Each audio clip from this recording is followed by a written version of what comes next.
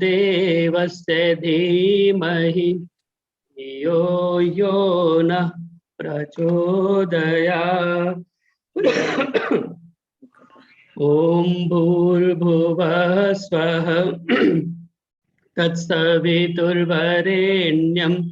भर्गो देवस्य धीमहि धियो यो नः प्रचोदयात्। ॐ भूर्भुवः स्वः तत्सवितुर्वरेण्यं भर्गो देवस्य धीमहि धियो यो नः प्रचोदयात्। तूने हमें उत्पन्न किया, पालन कर रहा है तू, तुझसे ही पाते प्राण हम, दुखियों के कष्ट हरता है तू। तेरा महान तेज है छाया हुआ सभी स्थान, सृष्टि की वस्तु वस्तु में हो रहा है विद्यमान। तेरा ही धरते ध्यान हम, मांगते तेरी दया। ईश्वर हमारी बुद्धि को श्रेष्ठ मार्ग पर चला। ॐ भूर्भुवः स्वः तत्सवितुर्वरेण्यं भर्गो देवस्य धीमहि धियो यो नः प्रचोदयात्। ओम। आप सभी का स्वागत और धन्यवाद ज्वाइन करने के लिए फरीदाबाद के साप्ताहिक सत्संग में, जो कि प्रत्येक शुक्रवार को शाम 4 बजे से 5:30 बजे तक होता है। आप सभी का ज्वाइन करने के लिए बहुत बहुत धन्यवाद। दिल्ली, फरीदाबाद, गुड़गांव, एनसीआर की सभी विभिन्न आर्य समाजों से और देश के कोने कोने से यहाँ पर सभी गणमान्य लोग उपस्थित हैं और आप नियमित रूप से हमारा यह सत्संग ज्वाइन करते हैं, तो आप सभी का पुनः धन्यवाद। आइए भजनों के क्रम को हम प्रारंभ करें। और उसके पश्चात आज आप सभी को विदित है कि आज प्रेम मदान जी का व्याख्यान विशेष रूप से होना है, जिसका विषय रहेगा कर्म फल व्यवस्था का व्यवहारिक रूप। तो हम उसकी थ्योरी एक तरह से सुनते रहते हैं कि कर्म फल व्यवस्था क्या होती है, कर्मों का परिणाम मिलता है, तो उसका व्यवहारिक रूप क्या है, प्रैक्टिकल रूप क्या है, इसके बारे में प्रेम मदान जी आज विशेष रूप से अपना विषय रखेंगी। और वो पहली बार आज हमारे सत्संग से जुड़ेंगी जनकपुरी से। तो आप सभी सहयोग करेंगे। जैसा कि मैंने बताया था कि मुझे आवश्यक कार्य से अभी जाना होगा, तो आज कृष्णा भाटिया जी इस कार्यक्रम को चलाएंगी, उनका सहयोग आशा जी करेंगी। तो मेरी प्रार्थना है कृष्णा भाटिया जी से कि आगे का कार्यक्रम वो संचालित करें। कार्यक्रम की रिकॉर्डिंग हो रही है और फेसबुक लाइव भी चल रहा है, तो आप सभी सहयोग करेंगे। अपने आप को कृपया म्यूट में रखें, जिसको कहा जाए केवल वही अनम्यूट करें। और बीच में एक दूसरे का उत्साहवर्धन के लिए भी कृपया अनम्यूट ना करें, केवल चैट बॉक्स में लिखें जिसको भी लिखना है, और बीच में अपना अपना नाम ना दें। सूची लगभग तैयार है भजनों की, उसी हिसाब से चलेगा। जिनका नंबर आज नहीं आ पाएगा, हम प्रयास करेंगे कि अगले शुक्रवार को पुनः उन सभी का क्रम दिया जाए। तो इसलिए आप थोड़ा सा सहयोग इस पे करेंगे। तो कृष्णा भाटिया जी कृपया आगे बढ़ाएं।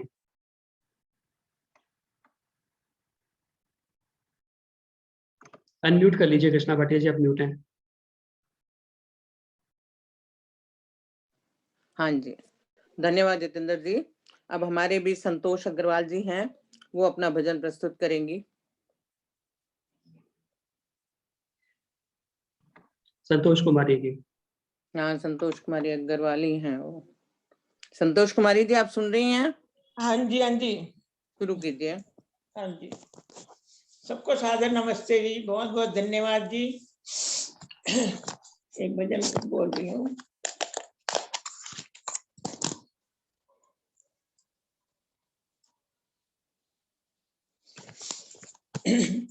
ईश्वर से संग जोड़ मानव, ईश्वर से संग जोड़, विषयों से मुख मोड़ मानव, विषयों से मुख मोड़। प्रातः सायं संध्या कर ले, वेद ज्ञान जीवन में भर ले। प्रातः सायं संध्या कर ले, वेद ज्ञान जीवन में भर ले। शुभ कर्मों को न छोड़ मानव, विषयों से मुख मोड़। शुभ कर्मों को न छोड़ मानव, विषयों से मुख मोड़। ईश्वर के संग जोड़ मानव, ईश्वर के संग जोड़। जिससे मानव पाप कमाता, जन्म मरण बंधन में आता। जिससे मानव पाप कमाता, जन्म मरण बंधन में आता। उस बाधक को छोड़ मानव, विषयों से मुख मोड़। ईश्वर से संग जोड़ मानव, ईश्वर से संग जोड़। केवल धन सिंचे में रहना, विषय भोग सागर में बहना। केवल धन संचय में रहना, विषय भोग सागर में बहना। ये अंधों की दौड़ मानव, विषयों से मुख मोड़। ये अंधों की दौड़ मानव, विषयों से मुख मोड़। बिन ईश्वर के जाने माने, दूध और पानी के न छाने। व्यर्थ जन्म कठोर मानव, विषयों से मुख मोड़। व्यर्थ जन्म कठोर मानव, विषयों से मुख मोड़। ईश्वर से संग जोड़ मानव, ईश्वर से संग जोड़। अविद्या का नाश किया कर, सदा ईश संग वास किया कर। अविद्या का नाश किया कर, सदा ईश संग वास किया कर। छोड़ जगत की होड़ मानव, विषयों से मुख मोड़। छोड़ जगत की होड़ मानव, विषयों से मुख मोड़। उद्यम कर ले छोड़ उदासी, जन्म जन्म की पाप की राशि। उद्यम कर ले छोड़ उदासी, जन्म जन्म की पाप की राशि। पाप कलश को तोड़ मानव, विषयों से मुख मोड़। ईश्वर से संग जोड़ मानव, ईश्वर से संग जोड़। क्यों फिरता तुम्हारा मारा, ईश्वर का ले पकड़ सारा। क्यों फिरता तू मारा मारा, ईश्वर का ले पकड़ सारा। यह है एक निचोड़ मानव, विषयों से मुख मोड़।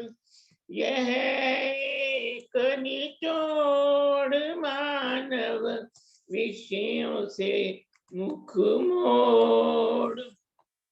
अब भी जो तू चेत न पाया तो फिर तुझको ये जग भाया।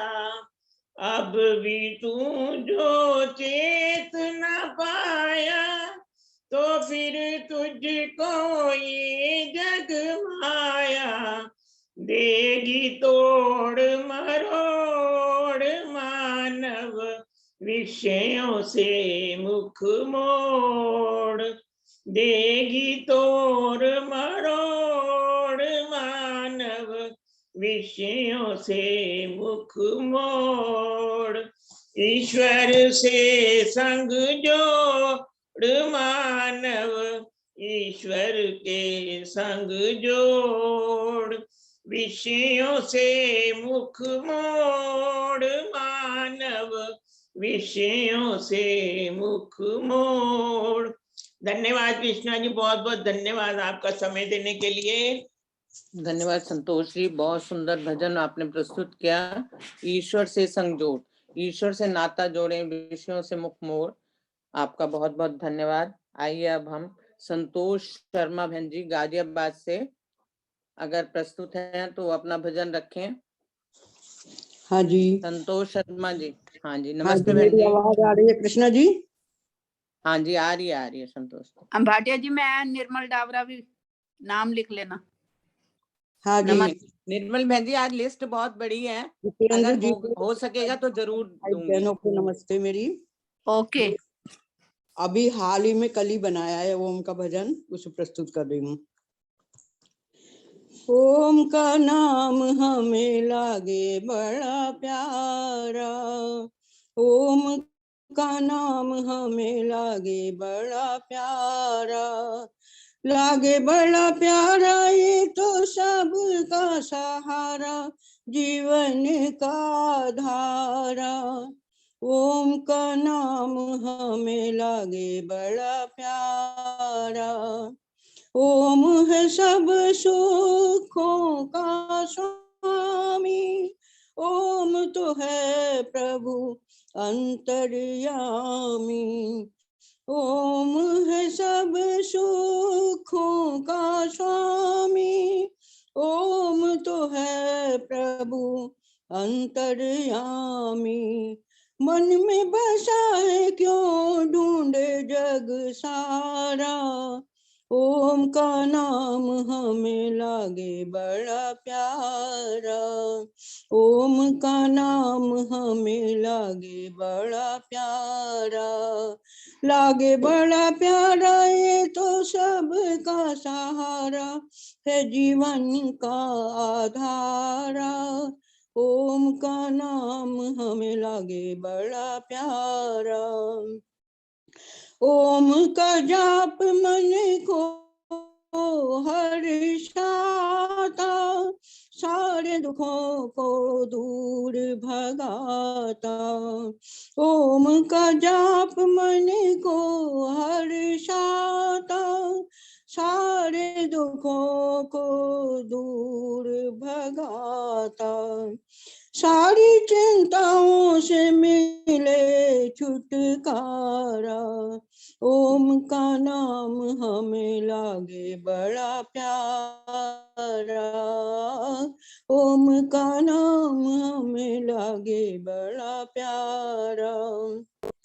गौड़िक नाम ओम के सारे, 100 से अधिक ऋषिवर ने उचारे। गौड़िक नाम ओम के सारे, 100 से अधिक ऋषिवर ने उचारे। पढ़ो सत्यार्थ प्रकाश में सारा, ओम का नाम, ओम का नाम हमें लागे बड़ा प्यारा हो, ओम का नाम हमें लागे बड़ा प्यारा।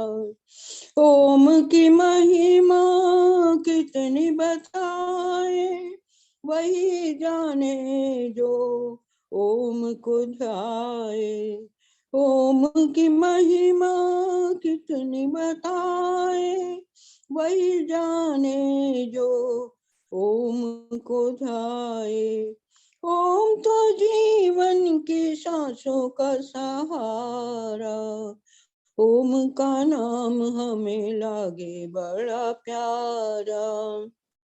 लागे बड़ा प्यारा ये तो सबका सहारा, जीवन का धारा। ओम का नाम हमें लागे बड़ा प्यारा। कहे संतोष सुनो भाइयों और बहना, कहे संतोष सुनो भाइयों और बहना। ओम की शरण से दूर मत रहना, ओम की शरण से दूर मत रहना। जग में न रमना, ओम है सच्चा सहारा। ओम का नाम हमें लागे बड़ा प्यारा, ओम का नाम हमें लागे बड़ा प्यारा। लागे बड़ा प्यारा ये तो सबका सहारा, जीवन का धारा। ओम का नाम हमें लागे बड़ा प्यारा, ओम का नाम हमें लागे बड़ा प्यारा। धन्यवाद आपको कृष्णा जी और थायल जी को, सभी को। संतोष बहन जी बहुत बहुत धन्यवाद। बहुत सुंदर भजन, आपके स्वरचित भजन बहुत ही सुंदर होते हैं और ओम का नाम हमें लागे बड़ा प्यारा। बहुत ही सुंदर, बहुत ही सुंदर, बहुत बढ़िया, बहुत धन्यवाद। धन्यवाद। अब रविंदर गुप्ता जी से मेरी अनुरोध है कि आए और सभी लोग छोटा छोटा भजन बोले ताकि सभी का नंबर आ जाए। रविंदर गुप्ता जी आइए। गुप्ता जी। सभी श्रोताओं को मेरा नमन। आइए एक प्रभु प्रेरणा का गीत प्रस्तुत है। वो तो अंदर से समझा रहा है हमें, वो तो अंदर से समझा रहा है हमें। हम समझना न चाहें तो वो क्या करे, हम समझना न चाहें तो वो क्या करे। वो तो कहता है आदत बुरी छोड़ दो, वो तो कहता है आदत बुरी छोड़ दो। हम बदलना न चाहें तो वो क्या करे, वो तो अंदर से समझा रहा है हमें। कितनी जल्दी अंधेरों में हम गिर गए, आया झोंका हवा का तो हम गिर गए। कितनी जल्दी अंधेरों में हम गिर गए, आया झोंका हवा का तो हम गिर गए। वो बचाता है गिरने से हमको सदा, वो बचाता है गिरने से हमको सदा। हम संभलना न चाहें तो वो क्या करे, वो तो अंदर से समझा रहा है हमें। जिस्म और जान को डो रहे हैं यूं ही, उसने सब कुछ दिया रो रहे हैं यूं ही। जिस्म और जान को डो रहे हैं यूं ही, उसने सब कुछ दिया रो रहे हैं यूं ही। रोतों को वो हंसाने को बेताब है, रोतों को वो हंसाने को बेताब है। हम बदलना न चाहें तो वो क्या करे, वो तो अंदर से समझा रहा है हमें। पैर ना थे तो हसरत थी हम भी चले, सैर भीगी हुई घास पर हम करें। पैर ना थे तो हसरत थी हम भी चले, सैर भीगी हुई घास पर हम करें। उसने बेजान पैरों में हरकत भरी, उसने बेजान पैरों में हरकत भरी। हम टहलना न चाहें तो वो क्या करे, वो तो अंदर से समझा रहा है हमें। चमकने वाले जब बाखता हो गए, कई सितारे विजय लापता हो गए।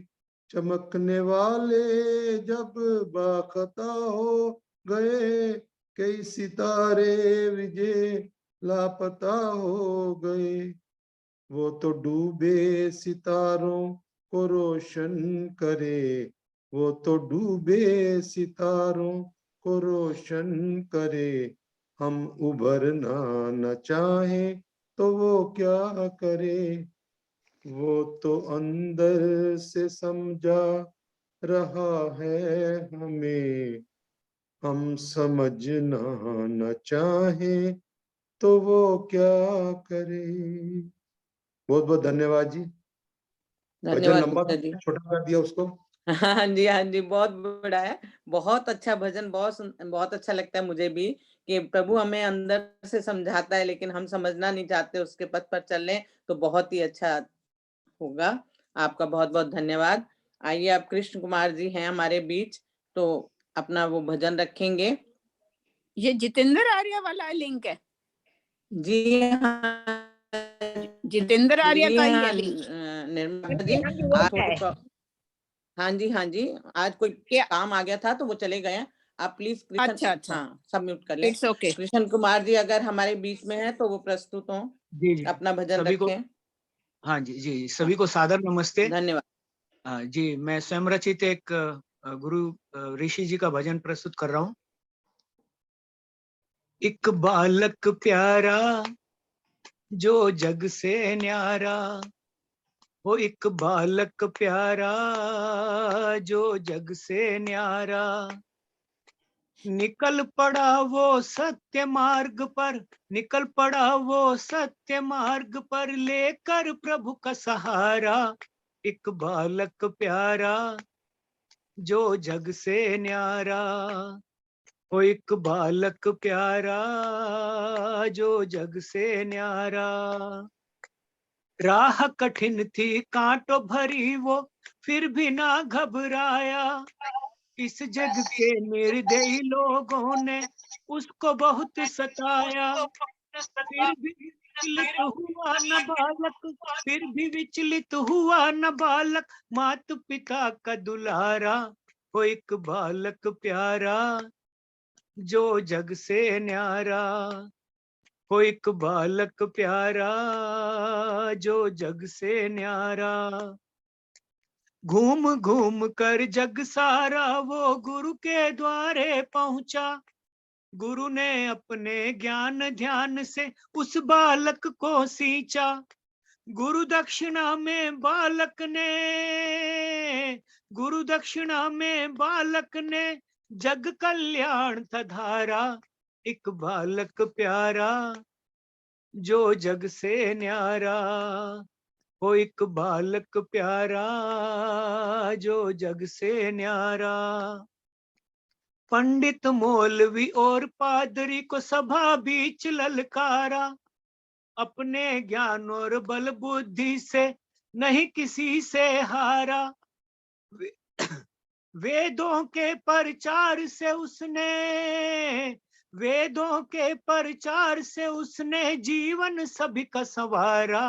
वो एक बालक प्यारा जो जग से न्यारा, वो एक बालक प्यारा जो जग से न्यारा। बालक से वो बना दयानंद, सत्य मार्ग दिखलाया। पर लालच के कारण ऋषि को दूध में जहर पिलाया।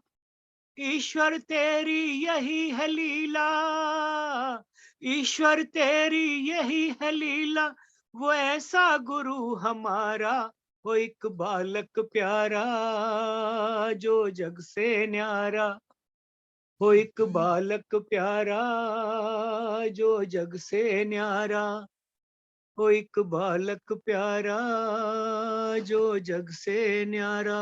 बहुत बहुत धन्यवाद समय देने के लिए।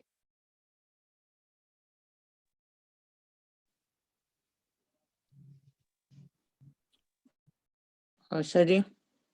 बहुत सुंदर कृष्ण भाई साहब, भजन बहुत सुंदर। हाँ धन्यवाद। जी, बहुत सुंदर। आशा जी, हाँ आ गया हाँ जी, हाँ जी, हाँ। मेरा, आ गया। हाँ जी, कृष्ण भाई साहब जी, बहुत सुंदर भजन ऋषि का आपने रखा और अपना स्वरचित था, बहुत ही सुंदर, बहुत सुंदर। अब इसके बाद सीमा बजाज जी होंगे हमारे बीच, वो भजन प्रस्तुत करेंगी। कृष्ण भाटिया जी, आप सीमा वीडियो बजाज। होंगे। हाँ जी, हाँ जी, सबको वीडियो सादर ऑन करो। नमस्ते जी। आंटी जी वीडियो नहीं। कोई बात नहीं। सीमा बजाज जी होंगी। हाँ जी, हाँ जी, सबको सादर नमस्ते हाँ, जी। आप भजन प्रस्तुत कीजिए। सृष्टि के आरंभ में परमपिता परमात्मा ने हमें चारों वेदों का ज्ञान 4 ऋषियों के माध्यम से दिया। तो वेदों के ऊपर ही ये भजन है छोटा सा। वेद पढ़ो व पढ़ाया करो, वेद पढ़ो व पढ़ाया करो, वेद सुनो और सुनाया करो, वेद सुनो और सुनाया करो। तन मन से चहुर सदा, तन मन से चहुर सदा, वेद का डंका बजाया करो, वेद का डंका बजाया करो, वेद सुनो और सुनाया करो, वेद पढ़ो और पढ़ाया करो। जीव कहाँ से आए जग में, लौट कहाँ फिर जाए, जीव कहाँ से आए जग में, लौट कहाँ फिर जाए, वेद हमें समझाए, ईश्वर क्या है सृष्टि क्या है, वेद हमें समझाए। सबको यही समझाया करो, वेद सुनो और सुनाया करो, वेद पढ़ो और पढ़ाया करो। नर व पशु में अंतर क्या है, किसने ये जगत बनाया, मानव जीवन क्यों मिलता है, वेद में हमें बताया। ब्रह्म ये सभी मिटाया करो, वेद पढ़ो और पढ़ाया करो, वेद सुनो और सुनाया करो। वेद सिखाते इस दुनिया में, क्या जीना क्या मरना, मात पिता और गुरुजनों की विधिवत सेवा करना, भक्ति में ही मन को लगाया करो, वेद सुनो और सुनाया करो, वेद पढ़ो और पढ़ाया करो। तन मन से चहुर सदा, तन मन से चहुर सदा, वेद का डंका बजाया करो, वेद का डंका बजाया करो, वेद सुनो और सुनाया करो, वेद सुनो और सुनाया करो। धन्यवाद जी समय देने के लिए। बहुत सुंदर भजन आपने सीमा जी प्रस्तुत किया। आप वेद मंत्र की व्याख्या भी करती हैं, बहुत ही अच्छी, और आपने भजन भी उसी से रिलेटेड गाया। बहुत सुंदर भजन, आपके लिए बहुत बहुत धन्यवाद। अब हमारे बीच लिस्ट तो आशा जी। कृष्णा आंटी जी के पास है। हाँ जी, हाँ जी, हाँ जी आंटी जी, नाम आशा जी, बताइए। अब हमारे बीच है कांता गुड़िया। हाँ, कांता गोगिया जी प्रस्तुत करेंगी। उसके बाद सुदर्शन चौधरी का करवाइएगा। अगर नेट चला जाता मेरा तो कांता गोगिया जी अपना भजन हाँ जी, प्रस्तुत हाँ जी। करें। ठीक। उसके बाद सुदर्शन चौधरी जी तैयार हैं। अगर समय होगा तो रुक्मणी बहन जी आपको समय दिया जाएगा। आवाज आ रही है? कृष्णा जी मेरा नाम भी था। कृष्णा लूथरा जी माता जी आप हाँ सभी जी, से हाँ जी, आ रही है। सभी से वो चाहती हूँ, माफी चाहती हूँ कि अगली बार करेंगे क्योंकि समय हो जाएगा मुख्य वक्ता का। अभी इनका जो इनका नाम है इनको करवाते हैं। अगला पहला नंबर आपको ही देंगे जितेंद्र जी। कांता जी आप प्रस्तुत कीजिए और उसके बाद सुदर्शन चौधरी जी। ओम ओम बोल, ओम ओम बोल, बोल मेरी रसना। ओम ओम बोल, बोल मेरी रसना। ओम ओम बोल। ओम का नाम बड़ा सुखकारी, ओम का नाम बड़ा सुखकारी। इसको भजते सब नर नारी, इसको भजते सब नर नारी। इसकी महिमा है अनमोल, बोल मेरी रसना। ओम ओम बोल, बोल मेरी रसना। ओम ओम बोल। ओम का नाम बड़ा दुख भंजन, ओम का नाम बड़ा दुख भंजन। इसको भजते नाथ निरंजन, इसको भजते नाथ निरंजन। इसका मीठा मीठा बोल, बोल मेरी रसना। ओम नाम बोल, बोल मेरी रसना। ओम नाम बोल। ओम ही ओम नजर जब आए, ओम ही ओम नजर जब आए। पल ही पल में मुक्ति पा जाए, पल ही पल में मुक्ति पा जाए। अंदर के पट अब तू खोल, बोल मेरी रसना। ओम ओम बोल, बोल मेरी रसना। ओम ओम बोल। ओम ही ओम सब घट अंदर, ओम ही ओम सब घट अंदर। फिर क्यों खोजे तीर्थ मंदिर, फिर क्यों खोजे तीर्थ मंदिर। मन की आंखें अब तू खोल, बोल मेरी रसना। ओम ओम बोल, बोल मेरी रसना। ओम ओम बोल। ओम ओम बोल, ओम ओम बोल, बोल मेरी रसना। ओम ओम बोल। धन्यवाद जी समय देने के लिए मिसेस भाटिया। धन्यवाद कांता बहन जी, बहुत बहुत धन्यवाद। बहुत सुंदर भजन आपने ओम का रखा। सुदर्शन चौधरी बहन जी आइए आप और कोशिश कीजिएगा छोटा हो भजन प्रस्तुत कीजिए।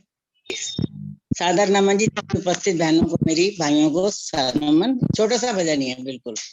हाँ जी हाँ जी। कमला हंस का नाम बोल गए थे। सुना कमला है बहन जी, अगली बार आपका रखवाएंगे क्योंकि अगर समय हो गया तो माफी चाहेंगे। अगली बार आपका और प्रेम डाबरा बहन जी का और रुक्मणी बहन जी का, लूथरा माता जी का, सभी का, जितेंद्र जी को नाम दे दूंगी। प्लीज सहयोग कीजिए। चुप रहो।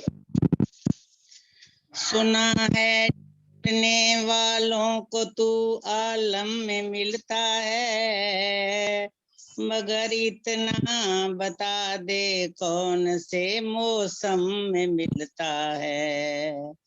पता तेरा मुस्लिम व ब्राह्मण से मैं क्यों पूछूं, तू गंगा मिलता है या तू दम दम में है कि तू गंगा में मिलता है या तू दम दम में मिलता है। पाना यदि प्रभु को बस प्यार में मिलेगा, पाना यदि प्रभु को। मेरी आवाज आ रही है जी? आ रही है, हाँ जी, हाँ जी, भी आ बिल्कुल रही है, बिल्कुल बोलिए। बिल्कुल ठीक आ रही है। आशा प्रभु को बस प्यार में मिलेगा, कण कण में ढूंढो बंदे, संसार में मिलेगा, कण कण में ढूंढो बंदे, संसार में मिलेगा, पाना यदि प्रभु को। फूलों के बीच खुशबू बनकर महक रहा है, कलरव से पक्षियों में ये कैसे चहक रहा है। फूलों के बीच ढूंढो, हर खार में मिलेगा, पाना यदि प्रभु को बस प्यार में मिलेगा, पाना यदि प्रभु को। कहने का मेरे केवल इतना समझ लो आशे, कहने का मेरे केवल इतना समझ लो आशे, आंखों में हो तुम्हारी प्रेम से भरा जलाशय, प्रेम आंसू में नहाता जलधार में मिलेगा, कण कण में ढूंढो बंदे, संसार में मिलेगा, पाना यदि प्रभु को। जिस रूप में जो चाहा, जिस रूप में जो चाहा, तो उसी रूप में मिला है, भक्तों से मेरे प्रभु का ऐसा ही सिलसिला है। तट पर किसी किसी को मंझधार में मिलेगा, तट पर किसी किसी को मंझधार में मिलेगा, पाना यदि प्रभु को बस प्यार में मिलेगा, कण कण में ढूंढो बंदे, संसार में मिलेगा, पाना यदि प्रभु को। धन्यवाद जी, धन्यवाद बहन जी, बहुत बहुत धन्यवाद आपका। धन्यवाद दिया भी है धन्यवाद। हाँ सुदर्शन जी धन्यवाद, बहुत बहुत सुन पाए, मतलब आवाज आ रही थी? नहीं हाँ मेरे जी, ख्याल बिल्कुल पूरी आवाज आ रही है। बहुत सुंदर भजन आपका, है। बहुत ही प्यारा भजन। धन्यवाद, बहुत अब जिन हाँ मेरी आ रही है आशा जी? हाँ जी, आशा कट जी मेरी करके आवाज आ रही है? आंटी जी कट अच्छा। करके आ रही है। तो हाँ जी, ऐसे समय हो कीजिए, गया। आप उनका स्वागत कीजिए, मुख्य वक्ता का, वैदिक विदुषी चिंतक आ रही है आपकी आवाज आंटी आदरणीय जी, आ प्रेम रही है। मदान।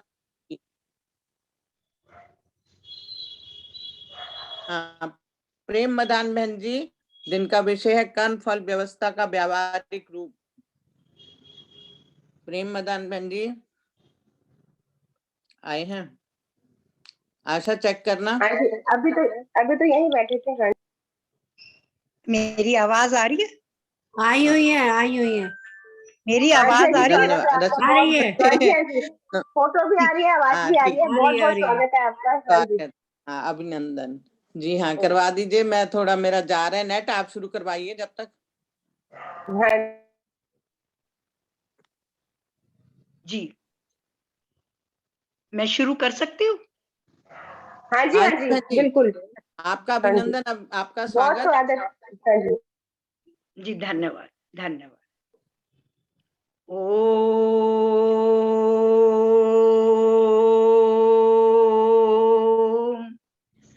ओम भूतं च भव्यं च सर्वं यश्च अधितिष्ठति स्वर्यस्य च केवलं तस्मै ज्येष्ठाय ब्रह्मणे नमः तस्मै ज्येष्ठाय ब्रह्मणे नमः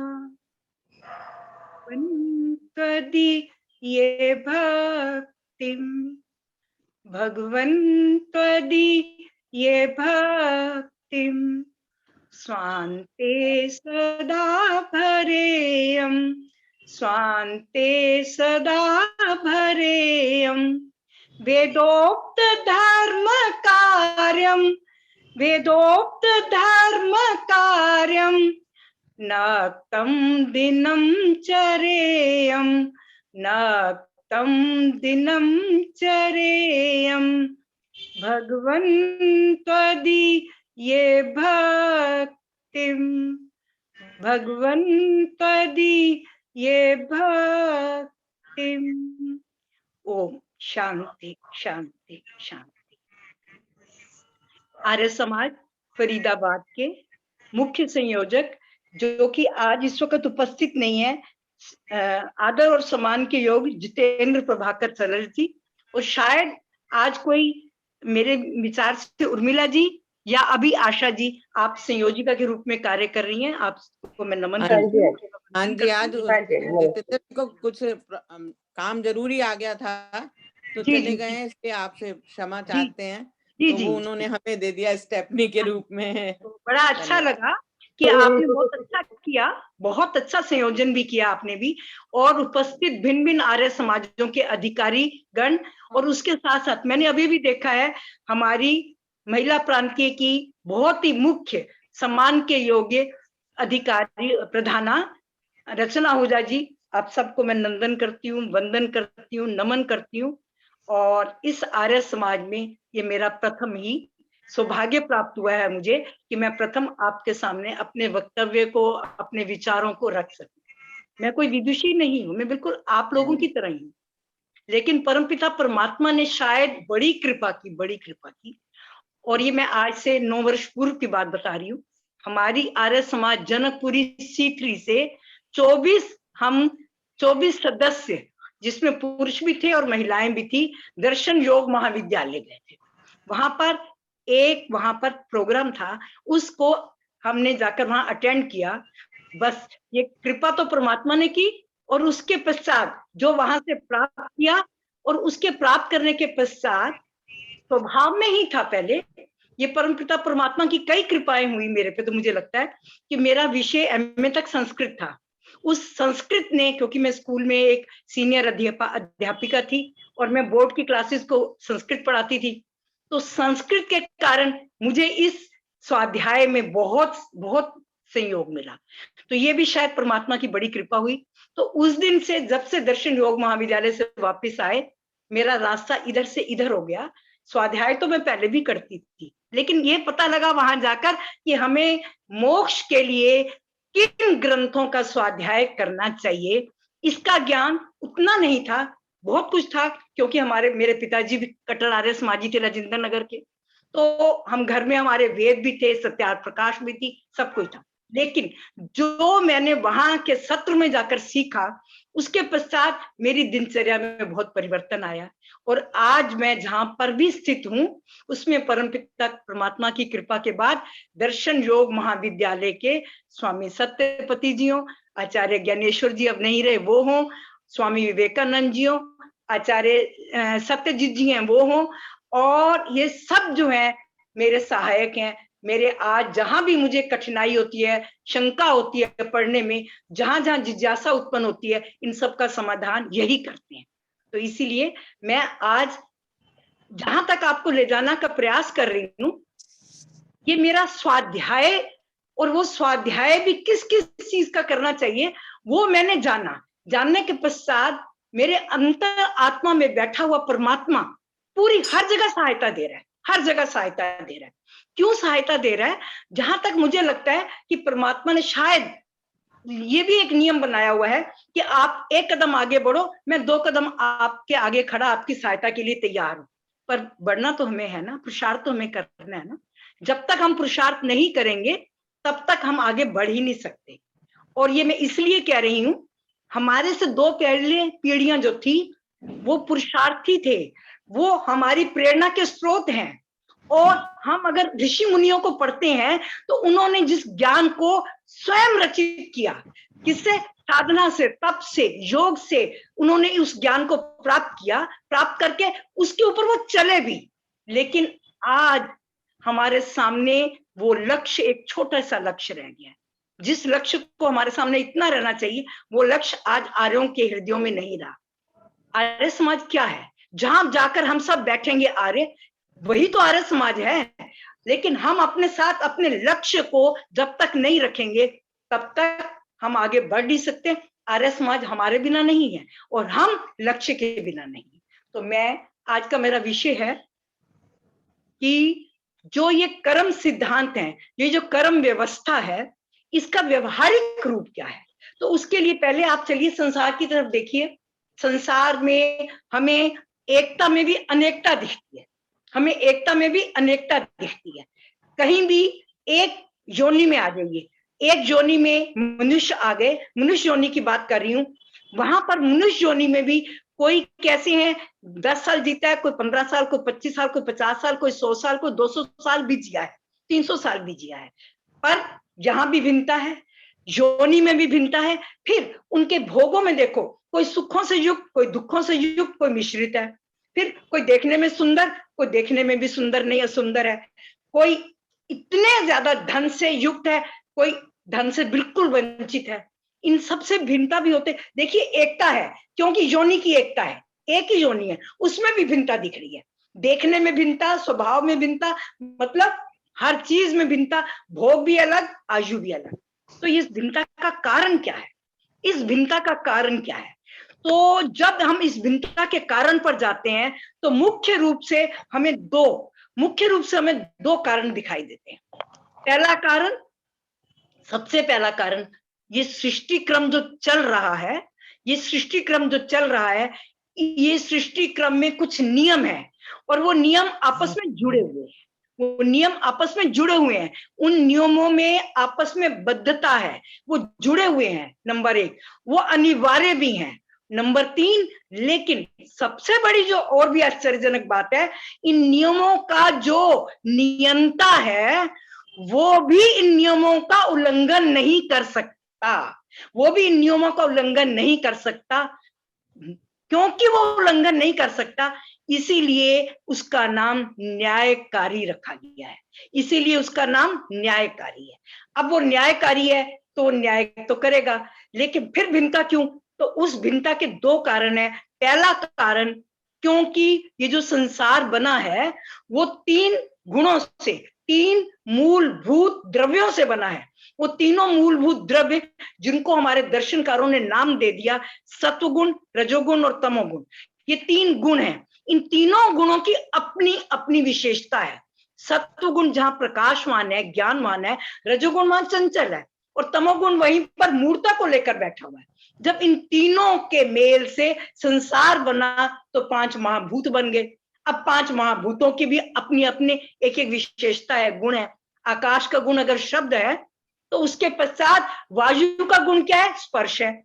और उसके बाद अग्नि का गुण क्या है? रूप है। और उसके बाद जल का रूप क्या है? वो हमें स्पर्श, उससे उसका गुण, जल का गुण हमें रसन से पता लगता है। और उसके पश्चात पृथ्वी का गुण क्या है? गंध है, वो नासिका से पता लगता है। तो ये 5 महाभूतों के गुण और वो 3 गुण, ये इन तीनों गुणों और 5 गुणों के मेल से ही संसार बना है। और ये सभी के सभी गुण हमारे सभी के शरीरों में, संसार के सभी पदार्थों में भी विद्यमान। हमारे सभी के, चाहे मनुष्य योनि हो, चाहे पशु योनि हो, चाहे पक्षी योनि हो, और भी कोई योनि हो, सभी योनियों में ये तीनों गुण जो सत्व, रज और तम के और 5 महाभूतों के गुण वो भी विद्यमान है। और इसके साथ दूसरा कारण हमारे कर्म। दूसरा कारण हमारे कर्म। अब कर्म क्या है, अब मैं 1 मिनट कर्म की व्यवस्था पे आपको आती हूँ, क्योंकि ये दोनों जब मिल जाते हैं तो संसार में हमें अनेकता दिखाई देती है, भिन्नता दिखाई देती है, बहुत विचित्रता दिखाई देती है। तो इनके कारण हमें ये देखना कि कर्म क्या है। कोई भी, मैं अब मनुष्य योनि पे ही पहले अधिक आऊंगी, क्योंकि जब हम किसी भी अपने दुखों से छूटने के लिए और सुखों को प्राप्त करने के लिए, हर व्यक्ति चाहता है कि मुझे दुख ना मिले और हर व्यक्ति चाहता है मुझे सुख मिले, इसके लिए वो प्रयत्न करेगा, चेष्टा करेगा। और उसके पास, हमारे पास, मेरे पास, आपके पास, सबके पास 3 मुख्य साधन है जिनसे वो चेष्टा करेगा। वो कौन सी चेष्टा करेगा? एक मन से सोचेगा कुछ ना कुछ मन से, फिर जो सोचा है उसको वाणी से प्रकट करेगा, फिर उसको कार्यान्वित किससे करेगा? शरीर से। तो ये 3 साधन है, मन, वचन और कर्म। ये 3 मन, मानसिक, वाचनिक और शारीरिक, ये 3 प्रकार के कर्मों से वो चेष्टा करेगा। जो चेष्टा वो करेगा सुख को प्राप्त करने के लिए और दुख से निर्वृत्त होने के लिए, वो कर्म कहलाता है। वो क्या कहलाता है? कर्म। और भी कुछ क्रियाएं हैं जो हमारे शरीर में हो रही हैं, जो स्वाभाविक है, जो स्वाभाविक है। उन क्रियाओं को हम कर्म में नहीं गिनते जब हम फल को साथ लेते हैं, जब हम फल को साथ लेते हैं। अब ये जो कर्म है, ये कर्म जो हम कह रही, मैंने कहा इसमें मुख्य चीज क्या है? मुख्य चीज मैं समझाने के लिए कि एक व्यक्ति ने चोरी की, चोरी करने के पश्चात वो व्यक्ति पकड़ा गया, अनुशासन ने उसको पकड़ लिया और उसको जेल भेज दिया। तो क्या कहा गया? चोरी ये उसका कर्म था और वो जो जेल गया ये उसका फल था। अब प्रश्न यहाँ ये उठता है, चोरी भी एक कर्म था, फल भी एक कर्म है, तो भिन्नता कहाँ आई? उस भिन्नता को प्रकट करने के लिए मैंने ये उदाहरण दिया। वो भिन्नता ये है, चोरी करने से पहले ये उसकी अपनी इच्छा थी कि वो चोरी करे या ना करे, वो बिल्कुल स्वतंत्र था। चोरी करना या ना करना उसमें पूर्ण स्वतंत्र था। लेकिन चोरी करने के पश्चात जब वो पकड़ा गया तो उसकी वो स्वतंत्रता छिन गई। अब वो जिस अनुशासन से पकड़ा गया वो उसके अधीन हो गया। अब वो जेल से भाग नहीं सकता, जेल में जाना नहीं चाहता लेकिन जेल से भाग नहीं सकता, क्योंकि वो चोरी करते पकड़ा गया। तो 2 चीजें सिद्ध हो गई, कर्म करने में कर्ता स्वतंत्र है, कर्म करने में कर्ता स्वतंत्र है, लेकिन फल भोगने में कर्ता स्वतंत्र नहीं। वो किसी भी, जहां वो रह रहा है वहां का जो अनुशासन होगा उस तंत्र के अधीन होगा। अगर वो वहां से बच भी गया लेकिन बड़े तंत्र के अधीन हो जाएगा, अर्थात परमात्मा के अधीन, वहां से नहीं बच सकता।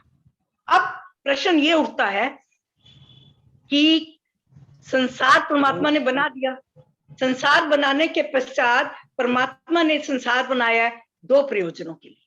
2 प्रयोजनों के लिए परमात्मा ने संसार बनाया। नंबर 1 वो क्या कहते हैं? भोग अपवर्गार्थम दृश्यम। दृश्यम मैंने ये जो दिखाई दे रहा है, दृश्यम जो ये दिखाई दे रहा है, कुछ भी दिखाई दे रहा है, चाहे मेरा शरीर, चाहे आपका शरीर, चाहे पदार्थ, चाहे संसार का कोई भी पदार्थ, ये 2 प्रयोजन है उसके। पहला भोग, पहला उन्होंने लिए भोग और दूसरा लिए अपवर्ग। अपवर्ग का अर्थ है मोक्ष। पहला भोग और दूसरा अपवर्ग। भोग क्यों पहले कहा? क्योंकि शरीर को पहले भोगों की आवश्यकता है, क्योंकि शरीर को पहले भोगों की आवश्यकता है। अगर शरीर को भोग नहीं मिलेंगे, भोग में सब कुछ आएगा, मेरा भोजन भी आएगा, मेरे वस्त्र भी आएंगे, मेरा घर भी आएगा, घर बनाने का सामान भी आएगा, गृहस्थी के जितने भी सामान है, संसार में जितने भी पदार्थ हैं, ये सब भोगों में आएंगे। क्योंकि शरीर ही अपवर्ग का साधन है, तो शरीर को चलाने के लिए जिन पदार्थों की आवश्यकता है वो सब भोग है। अब केवल भोग तक ही नहीं रहना, क्योंकि ये शरीर अकेला नहीं है, इसके अंदर भी कोई बैठा हुआ है। वो कौन है? आत्मा। आत्मा रोज शरीर बदलती रहे, एक दिन थक जाती है। इसी संसार में जन्म ले, मृत्यु को जन्म ले, मृत्यु को जन्म ले, मृत्यु, एक दिन थक जाती है। सोचती है इससे छुटकारा मिलना चाहिए। तो इस छुटकारे की सोच के कारण उसके मन में आता है कि मैं कहीं और आगे बढ़ूं। वो आगे का रास्ता क्या है? वो मोक्ष है, अपवर्ग उसी को कहते हैं। तो यहाँ मेरे पास भी 2 ही चीजें हैं, एक शरीर, उसके लिए ये भोग, दूसरा आत्मा, उसके लिए मोक्ष। तो ये संसार परमात्मा ने दोनों कार्यों के लिए बनाया है। तो फिर साथ में अगर वो परमात्मा मेरे को कर्म में के स्वतंत्रता ना देता तो वो न्याय ही नहीं कर सकता था। अगर हम परमात्मा के अनुसार ही कर्म करते तो मैं स्वतंत्रता मेरी छिन जाती, तो फिर तो न्याय व्यवस्था बिल्कुल छिन भिन हो जाती। न्याय किससे होता है? जो कार्य करवा रहा है परमात्मा करा रहा है, जो कार्य कर रहा है परमात्मा करा रहा है। फिर तो मेरे में, आप में, जिस प्रकार एक व्यक्ति जेल में रहता है, हम इस संसार में रहकर भी जेल की तरह ही तो रहेंगे, आजादी तो नहीं रहेगी। और वो उससे हम बहुत जल्दी उकता जाएंगे, थक जाएंगे। वो जीवन जीवन नहीं है। अब यहां तक ये हो गया कि कर्म करने में कर्ता स्वतंत्र, नंबर 1। और संसार 2 प्रयोजनों से बना है। पहला भोग के लिए, क्योंकि शरीर है। दूसरा मोक्ष के लिए, क्योंकि हमारे पास आत्मा है। अब प्रश्न उठता है, मैंने कहा संसार में भिन्नता है, उस भिन्नता का कारण तो मैंने अभी आपसे कहा कि उसकी इच्छा थी कि वो चोरी करे या ना करे। चोरी करना ना करने में स्वतंत्र है। अब वो जो इच्छा है वो किससे उत्पन्न हुई है? उसकी वो इच्छा उत्पन्न किससे हुई है? प्रश्न यहाँ ये बहुत बड़ा है कि जो इच्छा उसने उत्पन्न की कि मैं चोरी करूं, सभी तो चोरी नहीं करते ना, तो ये उसकी ज्ञान के स्तर पर निर्भर करेगा। ये किस पे करेगा? ज्ञान के स्तर पर। और ज्ञान में, संसार में आगे जब हम भोग करेंगे तो उसके साथ साथ हमें क्या होगा? हम कर्म कर रहे हैं, कर्म करते हैं, अच्छे भी बुरे भी। जितने अच्छे कर्म होंगे, जिन जिन कर्मों से संसार का मेरे साथ अन्य प्राणियों को भी भला मिल रहा है, उसकी भलाई हो रही है, अन्य प्राणियों को सुख मिल रहा है, वो सारे कर्म संसार में पुण्य गिने जाते हैं। वो सारे कर्म धर्म रूपी कर्म गिने जाते हैं, धर्म रूपी कर्म पुण्य गिने जाते हैं। लेकिन जो भी कर्म मैं करूंगी या आप करेंगे या कोई अन्य करेगा, जिनसे किसी भी अन्य प्राणी को कष्ट पहुंचेगा, दुख पहुंचेगा, वो सब कर्म अपुण्य कहलाएंगे, पाप कहलाएंगे, या अपुण्य या पाप कहलाएंगे। तो इस प्रकार शुभ कर्म और अशुभ कर्म, शुभ कर्म और पाप कर्म, पुण्य कर्म और अपुण्य कर्म, इन दोनों का जाल संसार में बिछा हुआ है। और वो किसके साथ है? आत्मा के साथ। ये जन्म आपका और मेरा यही नहीं है, ये जन्म आपका और मेरा यही नहीं है, इससे पहले भी, क्योंकि 3 तत्व अनादि हैं, परमात्मा, आत्मा और वो प्रकृति जिनको मैंने अभी बताया है 3 गुणों वाली है। ये तीनों अनादि हैं। जब ये तीनों अनादि हैं, अनादि काल से हैं, तो ये जन्म मरण भी तो अनादि काल से चल रहा है। जब अनादि काल से जन्म मरण चल रहा है तो आत्मा कर्म भी करेगी। आप सुबह उठे हो, सुबह से लेकर अब तक, इस वक्त तक 5 बजे हैं, सुबह से लेकर अब तक 5 बजे हैं। आप 1 मिनट भी खाली नहीं बैठ सकते। अगर आपने शारीरिक कर्म नहीं किया तो कुछ वाचनिक कर्म किया होगा, वाचनिक किया तो मानसिक कर्म किया होगा। मन तो चल ही रहा है ना, कुछ ना कुछ सोच ही रहा है, अच्छा या बुरा ये तो अलग विषय है, पर सोच तो रहा है ना। तो कर्म के बिना एक क्षण व्यक्ति रह नहीं सकता। जब कर्म के बिना नहीं रह सकता तो कर्म एक अपना संस्कार भी छोड़ता है।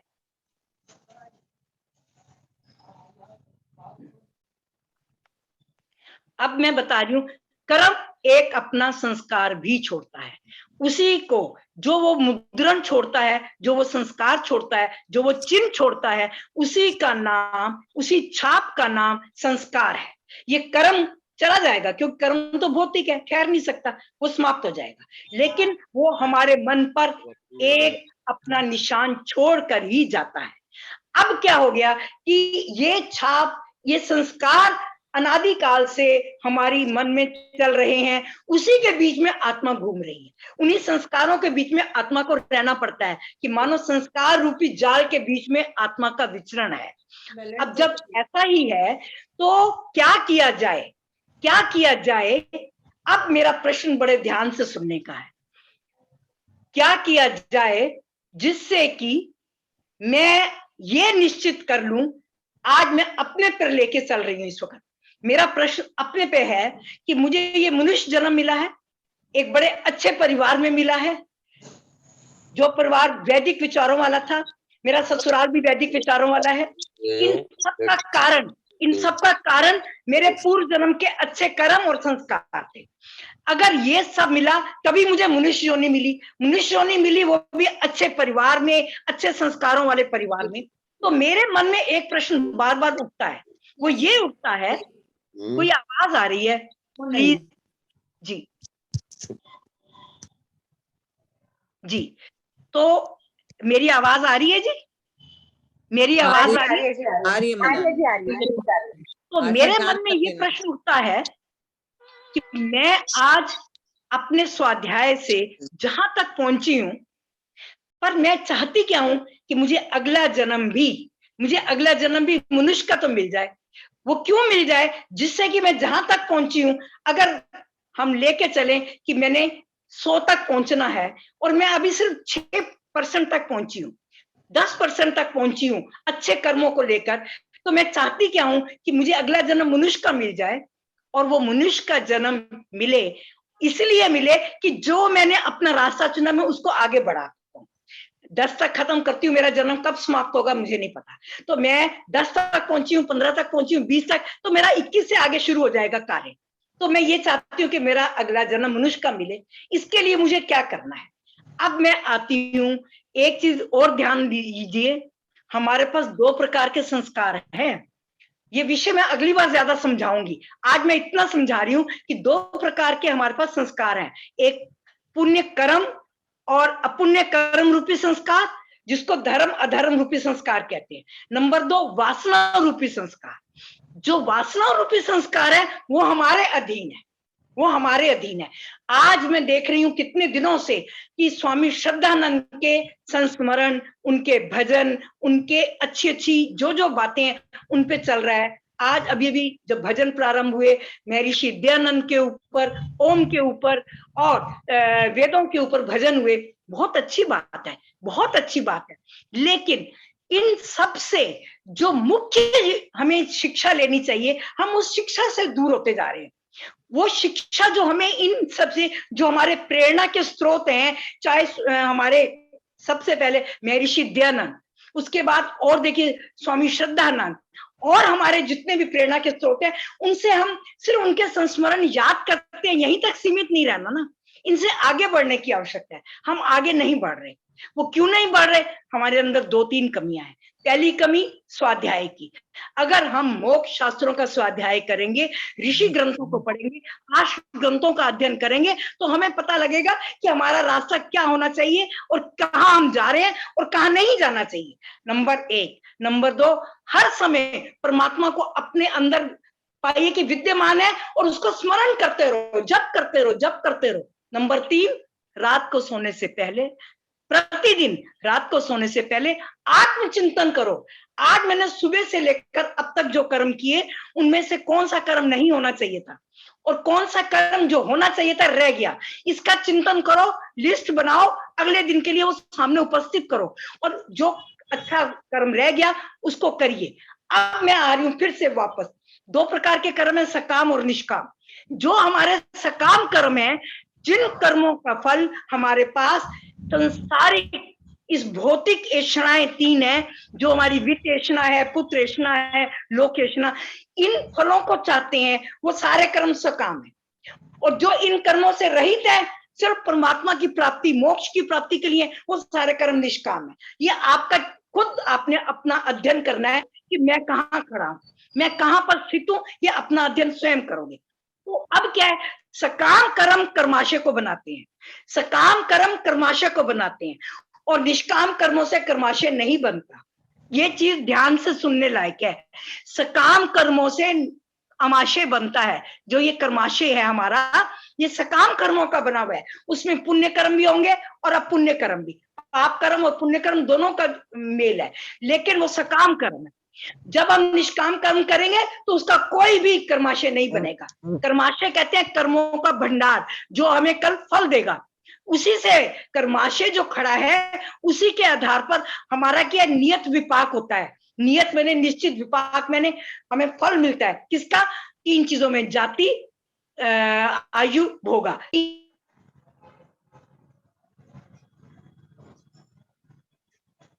आपका माइक आवाज चली गई आपकी। हाँ जी, आवाज। आशा आवाज चली गई। आशा आप मेरे से बात कर लेना 1 मिनट जी। हाँ जी, हाँ जी। मिलती हैं। तो सकाम कर्मों को ना करके आप निष्काम कर्मों की तरफ बढ़िए। वो अब मैं आपको समझाती हूँ कैसे।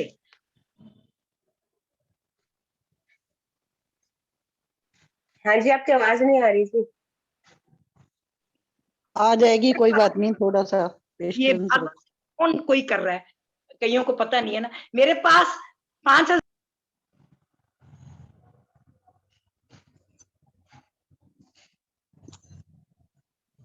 म्यूट हो आप। नहीं,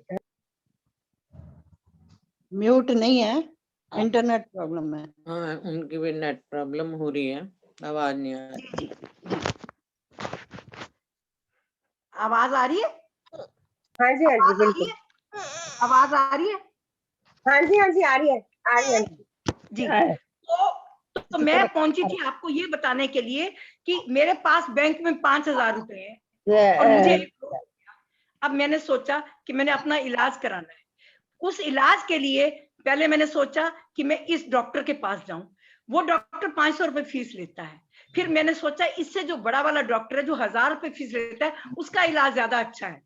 फिर मेरे मन में आया नहीं, एक डॉक्टर इससे भी बढ़िया है, सुपर स्पेशलिस्ट है, वो 2,100 रुपए लेता है, लेकिन वो इलाज अच्छा करता है, मैं जल्दी ठीक हो जाऊंगी। मैं चली गई उसी के पास, 2,100 रुपए दिए और मेरा इलाज हो गया। लेकिन मेरे पास 5,000 थे, 5,000 में से 2,100 रुपए माइनस हो गए, घटा हो गए, तो मेरे पास 3,000 रुपए बच गए। 3,000 बच गए।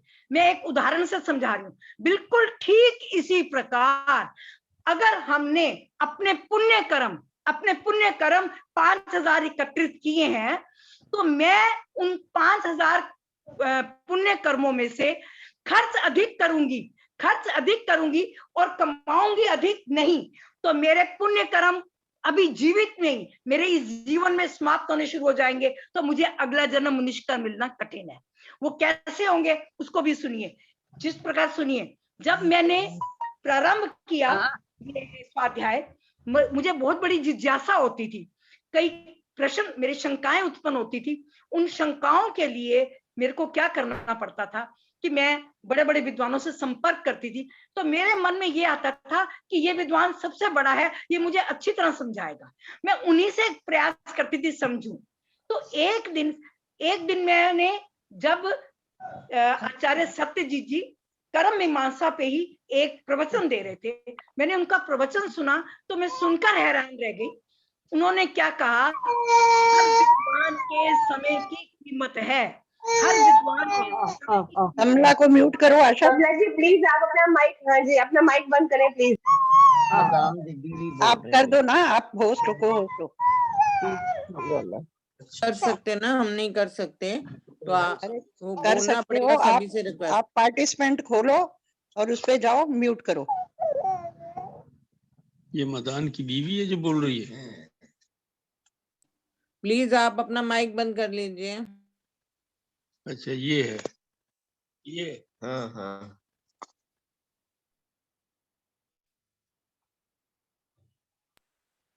हाँ जी। तो वो ये बता रहे थे विद्वान के समय की बहुत बहुत कीमत है। अगर मेरा प्रश्न छोटे विद्वान से हल हो जाता है, बिल्कुल उसी तरह 500 रुपए वाले डॉक्टर से इलाज करती तो मेरे पास 4.5 का बैलेंस रहता, और 1,000 वाले पे करती तो मेरे पास 4,000 का बैलेंस रहता, और मैंने 2,100 वाले में जाके किया तो मेरा बैलेंस 2,900 रुपए बैलेंस रह गया। इसी प्रकार हमारे पुण्य कर्म खर्च होते हैं। अगर मैं अपने से बड़े अपने पुण्य कर्म कम करूं, लेकिन किसी से अधिक फायदा लेने का प्रयास करूं, मैं ये सोचूं कि वो मुझे ये कर्म करके दे दे, ये करके दे दे, उसका फायदा मैं लेने का प्रयास करूं, तो मेरे पुण्य कर्म अभी क्षीण होने शुरू हो जाएंगे। और इसके बदले में एक उदाहरण और सुनिए। मैं अपनी, क्योंकि मैं चिंतन करती हूँ, रात को प्रतिदिन चिंतन करती हूँ, मनन करती हूँ कि मैंने क्या करना था क्या नहीं। हमारी आर्य समाज में स्वामी विवेकानंद जी आए हुए थे। सुबह और शाम को, प्रातः और सायं दोनों वक्त वो हमें न्याय दर्शन की कक्षा पढ़ा रहे थे। मैं जा रही हूँ, घर से निकल के गई, समय ठीक पे निकली, 10 मिनट लगते हैं मुझे आर्य समाज में पैदल पहुंचने के लिए। तो मैं 10 मिनट पहले निकली, और मैं जैसे ही अपने घर से आगे निकली, हमारी दाईं तरफ एक स्कूल है और बाईं तरफ थोड़ी दूर जाकर एक और स्कूल है। दाईं तरफ का रास्ता है आर्य समाज की तरफ जाने का, उसका नाम केंद्रीय स्कूल है। केंद्रीय स्कूल के पास पहुंची तो एक कुत्ता 2 बच्चों के पीछे भाग रहा था। वो बच्चियां जो थी छोटी छोटी थी, और उन बच्चियों को ये पता नहीं कि हम और भाग रहे हैं, कुत्ता और भाग रहा है। मेरे मन में एक विचार उठा कि मैं जल्दी से पहुंच जाऊं, मेरी कक्षा जो है, मेरे पास न्याय दर्शन की कक्षा शुरू हो जाएगी, प्रारंभ हो जाएगी। एक विचार मेरे मन में ये आया। दूसरा विचार आया कि ये बच्चे जो हैं, इन बच्चों को तो बहुत बड़ा नुकसान हो जाएगा। अगर इन बच्चियों का ना कुछ किया, सुबह का टाइम था, कोई इतने ज्यादा लोग भी नहीं थे, तो मैंने कहा इन बच्चियों का नुकसान हो जाएगा। दोनों विचार मेरे सामने आए, लेकिन बाद में मेरे मन में आया नहीं, पहले इन बच्चियों का भला कर दो। मैंने एकदम उन बच्चियों को पकड़ा, साथ ही आगे जाकर एक रिक्शा ली, उनको उनके स्कूल पहुंचाया, पहुंचाकर मैं अपनी कक्षा में पहुंची। मैं 10 मिनट देर से पहुंची। फिर मेरे मन में आया वो 10 मिनट तो मैं स्वामी जी के पास बाद में बैठकर भी समझ सकती हूँ, लेकिन उन बच्चियों को बचाकर शायद मैंने अधिक कार्य अच्छा किया, क्योंकि हम ज्ञान लेने क्यों जाते हैं? ज्ञान हमें जिन सिद्धांत जो सिखाते हैं, अगर उसको हमने आचरण में ना लाया तो उन सिद्धांतों का तो कोई फायदा नहीं, वो तो सिर्फ क्या रह जाएंगे? पुस्तक स्थातु या विद्या, पुस्तक स्थातु या विद्या, पुस्तक में स्थित जो विद्या है वो समय प्राप्त है, समय आने पर नासा विद्या, वो विद्या ही नहीं है, ये तो पुस्तक वाली विद्या रह जाएगी अगर मेरे आचरण में नहीं आई तो मेरे मन में ये आया, मैंने किया। अब देखिए इस दोनों में भिन्नता देखिए क्या हो। उन बच्चियों को बचाने के कारण शायद स्वामी जी को जाकर जब मैंने बताया तो उन्होंने कहा ज्ञान, वेद का ज्ञान, दर्शनों का ज्ञान लेना भी एक पुण्य कार्य है, उसके लिए आपको हो सकता है 5 पुण्य कर्म आप में ऐड हो जाते हैं, लेकिन जो काम आप करके आए हो वो 25 कर्मों के बराबर है। आपने 20 कर्म अपने में और ऐड कर लिए, तो आप एक अच्छा काम करके आए हो। ये व्यवहारिक ज्ञान है पुण्यों का, जो स्वामी जी ने मुझे वहीं बताया पहुंचकर कि आप ये करके आए हो। कभी हमने इस चीज पे ध्यान दिया? कभी इस चीज पे ध्यान दिया हमने? जब तक हम पुण्य कर्म, मैं ये सोचूं कि वो मेरा उपकार कर रहा है, वो स्वामी मेरे फोन पे मुझे ये समझा रहे हैं, लेकिन वो क्या हो रहा है कि मेरे पुण्य कर्म भी कम हो रहे हैं। अगर मैंने उन स्वामी जी का, उन आचार्य जी का या उसके बदले में किसी और का भला ना किया, अगर मैं चाहती हूँ कि मेरे पुण्य कर्म बढ़े, मेरे पुण्य कर्म बढ़े, तो उसके लिए पुण्य कमाना पड़ेगा। और उसके लिए पुण्य कमाने का तरीका मैंने आपको अभी 2 बताए। जिस प्रकार डॉक्टर की फीस अलग अलग है, इसी प्रकार पुण्य कर्मों की फीस भी अलग अलग है। तो मेरे को प्रतिदिन, हम सबको प्रतिदिन ये निश्चय करना है कि मैं क्या करूं, जो स्वाध्याय किया है उस पर कितना पढूं, आगे कितना बढ़ूं। पढ़ो इतना, कोई बात नहीं, इतना जरूरत नहीं है पढ़ने की, कम पढ़ो, लेकिन उस पढ़ने पे आचरण अगर आपने कर लिया तो आप पुण्य कमा लोगे। प्रतिदिन प्रयास करिए। देखिए 2 अलग अलग चीजें हैं, याद रखिए। मेरी काम वाली माई आई, उसको मैंने दान दिया, 10 रुपए दान दिया, ये सोच के कि इसको दे दूं। इसके बिना एक मांगने वाला आया, वो मेरा कोई काम नहीं करता, उसको अगर मैंने 10 रुपए दिए, वो 10 रुपए माई को दिए, तो मेरे मन में एक तो थी कि ये मेरे काम करती है, उस 10 रुपए के कारण मेरा ध्यान रखेगी। लेकिन जिस अननोन को, बिल्कुल अज्ञात को दिया, वो 10 रुपए बिल्कुल दोनों बराबर थे, लेकिन वो 10 रुपए ज्यादा अधिक कार्य करेंगे, कारण क्योंकि वो अज्ञात को दिए, वो पुण्य में गिने जाएंगे। इसमें पुण्य और पुण्य दोनों ज्वाइंट है, मिले हुए हैं, तो आधा पुण्य मिलेगा, वहां पूरा पुण्य मिलेगा। ये बातें छोटी सी हैं, बहुत छोटी बातें, लेकिन हम इस पे मंथन नहीं करते। अगर हम इन्हीं पे ध्यान दें तो मैं आपको बता सकती हूँ। अब आती हूँ, समय है जी, मैं आगे चलूं? समय है? हाँ जी, हाँ जी, हाँ जी, हाँ जी, हाँ जी, समय है। अब मैं आपको इसको बता रही हूँ, उन पे लेके चलती हूँ, स्वामी श्रद्धानंद पे। अब हम कैसे अपने एक ही जीवन में परिवर्तन ला सकते हैं? देखिए, मैं पैदा हुई, जो मेरी प्रकृति थी, प्रकृति कहते हैं स्वभाव, प्रकृति कहते हैं स्वभाव, जो मेरा स्वभाव था वो पूर्व के जन्म के संस्कारों वाला था, नंबर 1। नंबर 2, मेरे माता पिता के जो संस्कार थे, नंबर 2 वो था। नंबर 3, जो मुझे वातावरण मिली, परिस्थितियां मिली, वो संस्कार था। लेकिन इसके पश्चात जैसे जैसे मैं ज्ञान की तरफ बढ़ी, उस ज्ञान के कारण मेरे में परिवर्तन आया। तो इसी एक आयु में, इसी मेरी एक आयु में मेरे में परिवर्तन आ रहे हैं। ठीक इसी प्रकार मैं, आप स्वामी श्रद्धानंद से हमें क्या लेना है? उनके संस्मरण याद करिए, लेकिन वो हमारी प्रेरणा के और भी अनेक प्रकार के स्रोत हैं, वो हमें उनसे लेना है। क्या आप सब जानते हैं वो खुली किताब है? अपने यौवन काल में जो भी वो कर सकते थे उन्होंने किया, लेकिन करने के पश्चात जो व्यक्ति ऐसा था कि अपने यौवन में जिस व्यक्ति ने भोग और विलास को अब सिर्फ भोग और विलास को अपने जीवन का एक अंग बना के रखा था, वही व्यक्ति क्या अपने ही जीवन में, अपने उसी जीवन में कितना परिवर्तित हो गया, ब्रह्मचर्य और धर्म का प्रचार कर रहा है। वही व्यक्ति जो आस्था के नाम पर, धर्म के नाम पर, परमात्मा के नाम पर बिल्कुल बिल्कुल दूर भागता था, और वही उसी व्यक्ति ने अपने उसी एक जीवन में धर्म के नाम पर, आस्था के नाम पर, परमात्मा के नाम पर क्या धन, क्या तन, क्या मन, यहाँ तक कि अपने दोनों बच्चे भी समाज को समर्पित कर दिए। नंबर 3, तो इससे क्या हुआ कि मुझे ये लगता है कि जीवन में हम अपराध भी करते हैं, लेकिन अपराध के साथ प्रायश्चित अगर अपराधों से बढ़ जाए तो हमारा एक ही जीवन अगले मनुष्य योनि को जीवन देने के लिए बहुत अत्यधिक सफल हो सकता है। ये हमारे सामने प्रेरणा है, उनसे ही लेनी है प्रेरणा। हमें स्वामी श्रद्धानंद से अगर लेना है तो यही लेना है कि अगर ये जो आवश्यक तो नहीं, ये सभी के लिए आवश्यक तो नहीं कि सभी पैदा ही अच्छे हुए होंगे, नहीं ना, लेकिन अच्छे ना होने पर भी अपने पर अगर इन 3 चीजों का हमने अपने पे नियंत्रण करना है। नंबर 1, स्वाध्याय रोज करना है।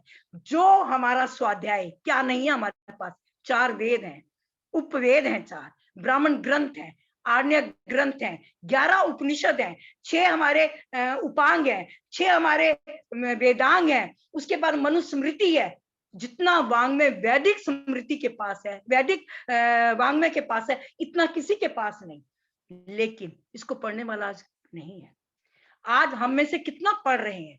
जब तक हम इस स्वाध्याय को नहीं करेंगे, स्वाध्याय हमें सिखाता है कि रास्ता तो दोनों जा रहे हैं, इधर भी है इधर भी है, पर परिश्रम भी करना पड़ेगा, समय भी देना पड़ेगा, दृढ़ संकल्पी भी बनना पड़ेगा।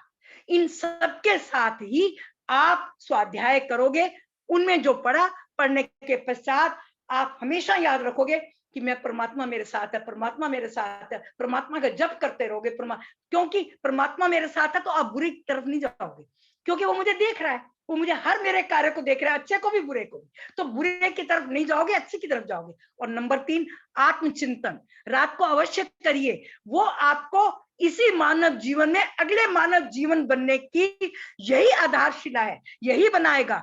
हमारे इसी जन्म के कर्म ही हमारा अगला मानव जीवन बनाएंगे। तो आप अपने कर्मों को बिल्कुल निश्चित बना के रखिए कि मैंने अपने कर्मों पे ध्यान देना है, और पुण्य कर्म और कुछ नहीं है, सिर्फ ये देखना जो जिनसे अन्य प्राणी प्रसन्न है, जिनसे उनका कल्याण हो रहा है, जिनसे उनको सुख पहुंच रहा है, वो सारे पुण्य कर्म, और जिनसे उनको कष्ट हो रहा है, दुख हो रहा है, वो बाधा पहुंचा रहे हैं, वो सारे अपुण्य कर्म है या पाप कर्म है। बस इतनी परिभाषा रख लो।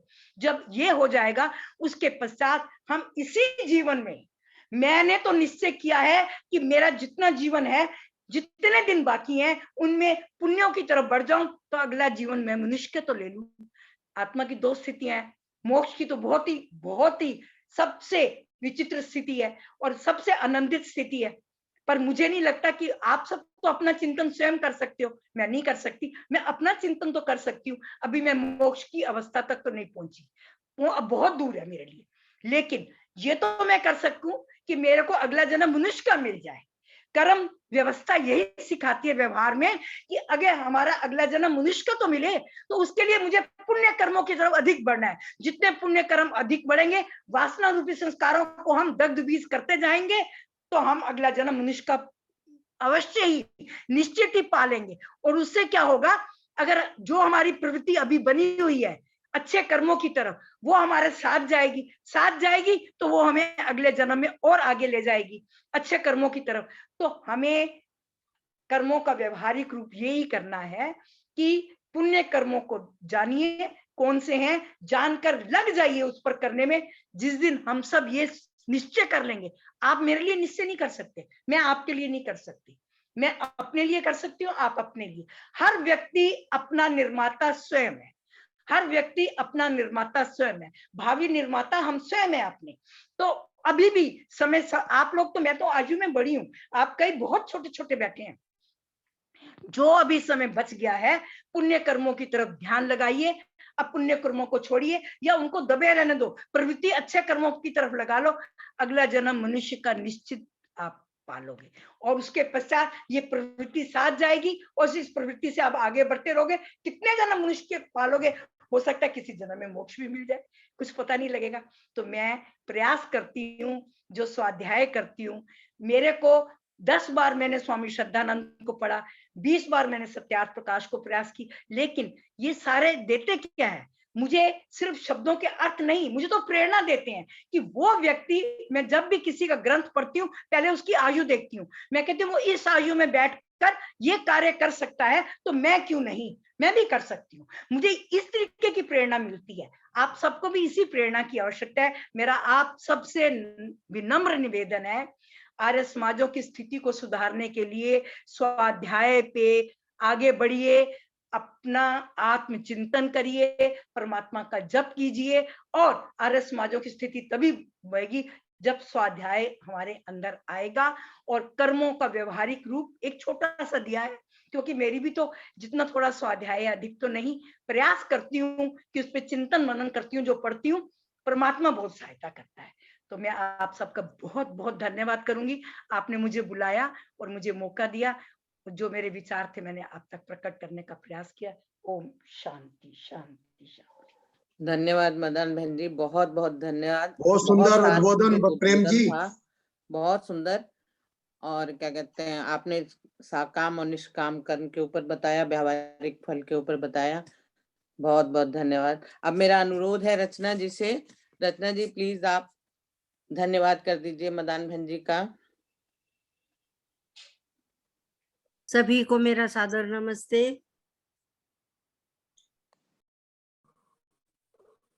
फरीदाबाद के इस साप्ताहिक कार्यक्रम में आज हमारा बहुत बड़ा सौभाग्य रहा कि हमें परम विदुषी बहन प्रेम मदान जी के श्री मुख से हमें बहुत कुछ सुनने को मिला, बहुत कुछ जानने को मिला।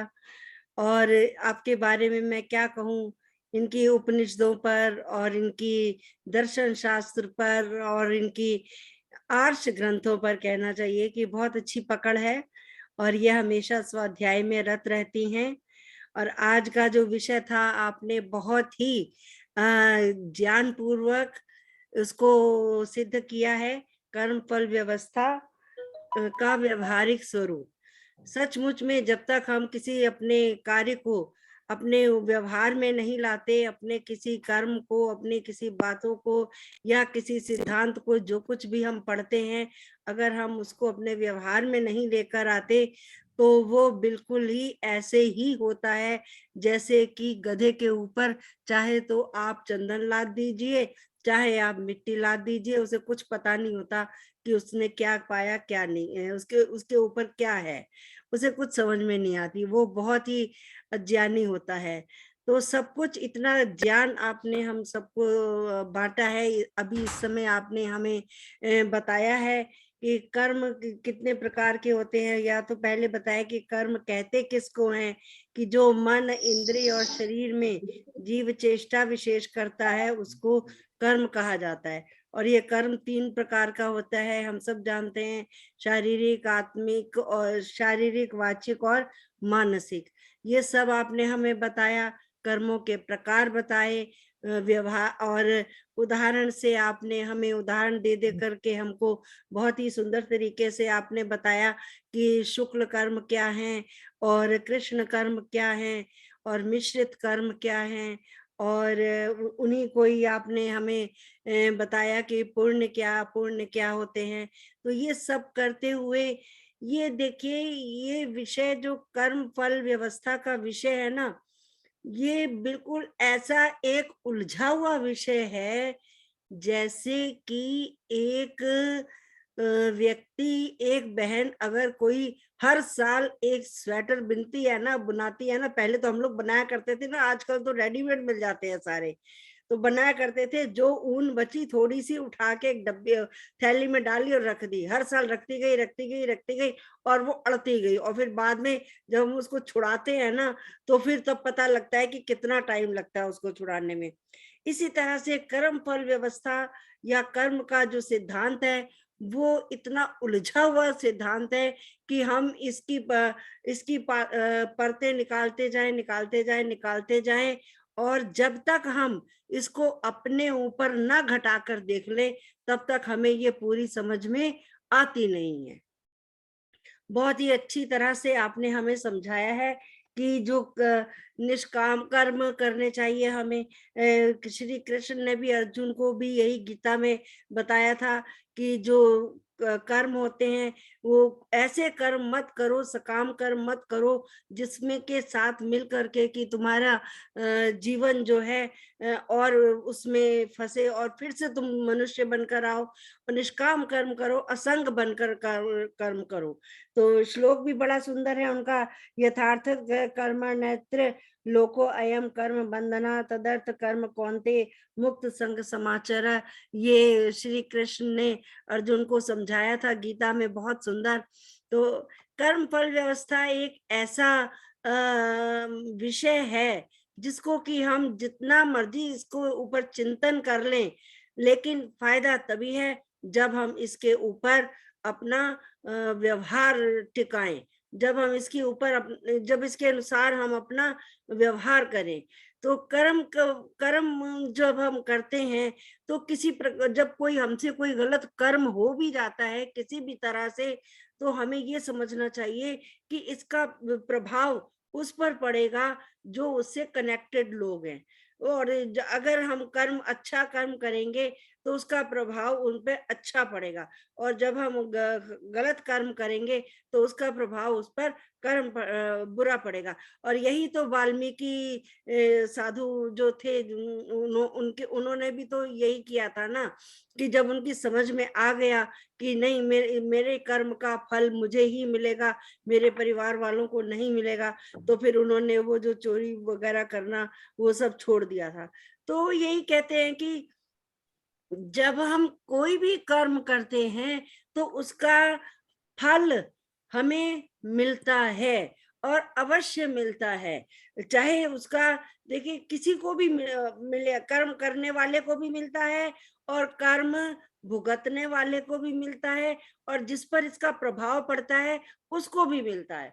इसमें 3 जन लोग होते हैं ना, वो कनेक्टेड होते हैं कि एक व्यक्ति कर्म करने वाला एक व्यक्ति होता है, लेकिन इसका प्रभाव उससे संबंधित लोगों पर भी पड़ता है, और जिस पर ये घटित होता है ये फल उसको उस पर भी पड़ता है। तो कहने का मतलब ये है कि ये जो कर्म फल व्यवस्था है ये इसको समझना बहुत मुश्किल है। मैं ये समझती हूँ कि ये एक जन्म बहुत कम है। अगर और किसी को समझ आ भी जाती है ना, फिर भी कई बार हम जो अपने स्वार्थवश आकर कई बार हम अपने स्वार्थवश आकर समझते हुए भी कि ये काम गलत है उसको कर जाते हैं। कई बार हम अज्ञानवश कर जाते हैं, लेकिन कई बार जब हम जानबूझकर करते हैं ना तो उसका फल तो आपको पता ही है। फिर परमपिता परमात्मा किसी भी कहते हैं कि कोई भी किया हुआ कर्म जो है वो निष्फल कभी नहीं जाता। और वो कहा भी है ना कि जैसे कर्म करेगा इंसान वैसे फल देगा भगवान। कर्म किए जा फल की इच्छा मत करे इंसान, जैसे कर्म करेगा वैसे फल देगा भगवान। तो कर्म फल की व्यवस्था आप सबको हमें हमारी बहुत ही विदुषी परम विदुषी बहन प्रेम मदान जी ने बहुत अच्छी समझाई है, और आशा है कि हम बहनों को कुछ ना कुछ तो समझ आया ही होगा। भाई भी जुड़े हुए हैं, हमारे रविंद्र जी भी जुड़े हुए हैं। हमेशा मेरे को टोकते हैं कि बहन जी खाली बहनें नहीं जुड़ी होती, भाई भी जुड़े होते हैं। तो हम सभी को कुछ ना कुछ तो समझ में आया ही होगा।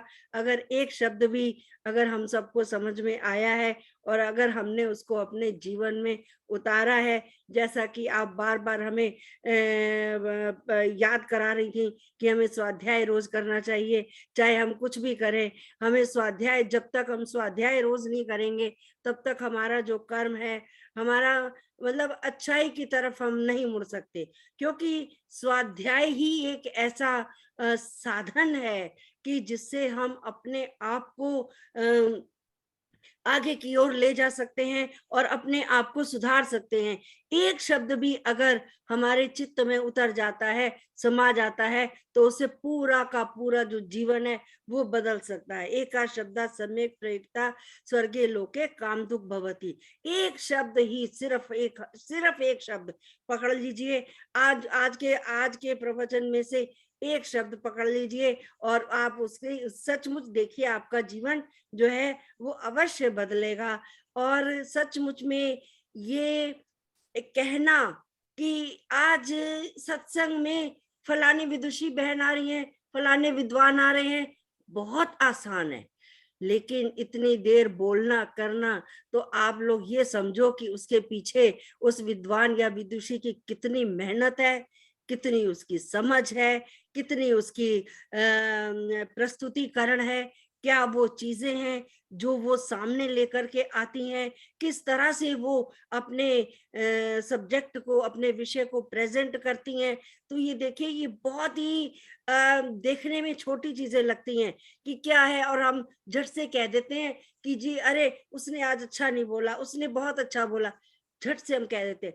लेकिन नहीं, कितना उसके पीछे, कितनी इनकी मेहनत है, कितना पुरुषार्थ है, कितनी रातों की नींद गवाई होगी, कितने सुबह उठ के आपने वो किया होगा, तब जाकर के हम जो है इस मुकाम पर पहुंच पाते हैं। तो बहुत ही अच्छा आपका प्रवचन था। मैं अपनी तरफ से भी, और ये फरीदाबाद आर्य समाज का साप्ताहिक कार्यक्रम है, जितने भी लोग जुड़े हुए हैं इस कार्यक्रम में, मैं देख रही हूँ अभी 71 लोग हैं, और भी से पहले थे 81 तक के लोग। तो सबकी तरफ से मैं आपका हार्दिक धन्यवाद करती हूँ। आपने बहुत ही सुंदर तरीके से अपनी प्रस्तुति को दिया है, बहुत अच्छे तरीके से आपने अपने विषय को सिद्ध करने का प्रयास किया है। आपका बहुत बहुत धन्यवाद। और कृष्णा भाटिया जी का भी बहुत बहुत धन्यवाद कि आपने मुझे इस योग्य समझा कि मैं अपनी बहुत ही विदुषी बहन का धन्यवाद कर सकूं, उनके लिए मैं कुछ दो शब्द कह सकूं। आपका बहुत बहुत धन्यवाद। धन्यवाद रत्ना जी, दोनों विदुषी बहनों का बहुत बहुत धन्यवाद, बहुत अच्छा लगा। अब मेरा टुटेजा साहब से अनुरोध है कि वो दोनों विदुषी बहनों का धन्यवाद करें। टुटेजा जी। भाटिया जी नमस्ते। नमस्ते सुमन जी, नमस्ते सारना जी, नमस्ते। सुंदर, आज का जो उपदेश था बहुत ही सुंदर, बहुत ही ज्ञानवर्धक। हाँ जी, हाँ जी, बहुत ज्यादा। दोनों बहनें, दोनों विदुषी बहनों का बहुत ही बढ़िया रहा। टुटेजा जी, अगर आप हैं तो कृपया दोनों विदुषी बहनों का धन्यवाद करेंगे। हैं क्या टुटेजा जी? आशा जी जरा देखिए।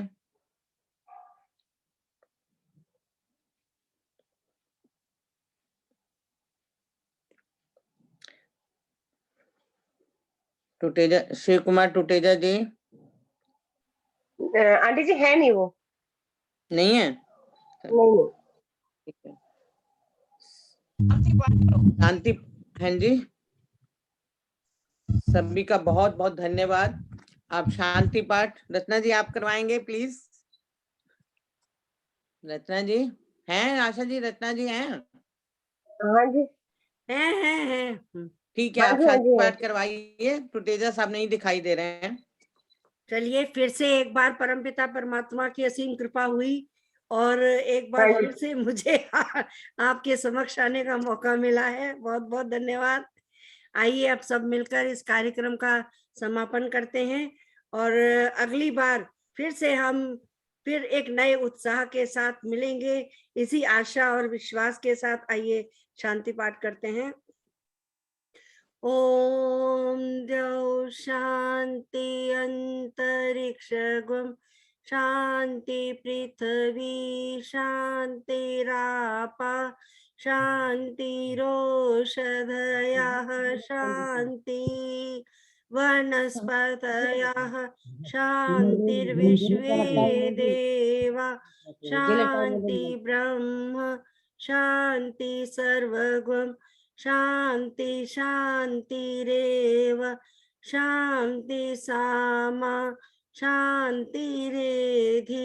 ओम शांति शांति शांति। शांति ओम। जो बोले सो अभय वैदिक धर्म की जय हो। सभी महान संतों की जय। जय श्री स्वामी दयानंद की जय। स्वामी श्रद्धानंद महाराज की जय। सभी महान संतों की जय। योगी राज श्री कृष्णचंद्र की जय। मर्यादा पुरुषोत्तम श्री रामचंद्र की जय। वैदिक धर्म